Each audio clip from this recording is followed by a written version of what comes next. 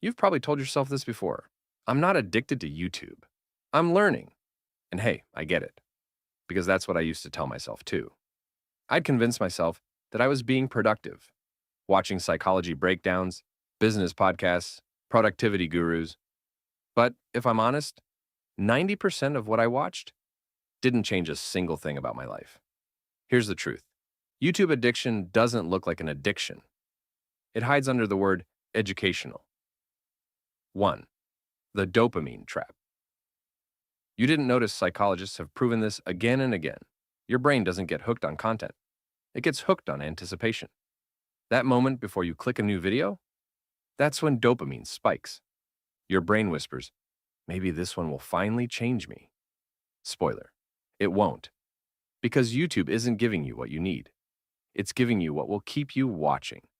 The entire platform is engineered to hijack your dopamine system, the same part of the brain that drives gambling and drug addiction. Every scroll, every thumbnail, every autoplay, it's a psychological experiment, and you're the subject. Once you realize that, it's game over for the algorithm. 2. You're not watching, you're escaping. Here's something uncomfortable. Most people don't watch YouTube because they're bored. They watch because they're avoiding something. Psychology calls this escape behavior. Your brain uses entertainment to hide from discomfort. The assignment you didn't start, the dream you didn't chase, the life that feels stuck. And YouTube is the perfect escape because it lets you feel productive while doing nothing.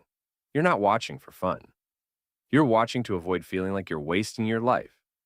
Ironically, that's exactly what wastes it. 3. The system that beats addiction. Without quitting. Here's the twist. You don't have to quit. You just have to break the system. Psychologists call it friction theory. Add a little resistance and habits lose their grip. Here's how. Move YouTube to a hidden folder. Log out every time you close it. Turn off autoplay and recommendations. Watch only what you search for. Never what's suggested. That one rule alone will destroy the addiction, because now you choose what you consume. And if you think you'll miss out, remember this. Nothing truly important is hiding in the next video. 4. The hard reset no one talks about. When you stop binging, your brain panics. It's used to constant stimulation. But after a few days, something crazy happens. You start getting dopamine from real life again. From finishing a task, from making progress, from being present. That's your brain healing.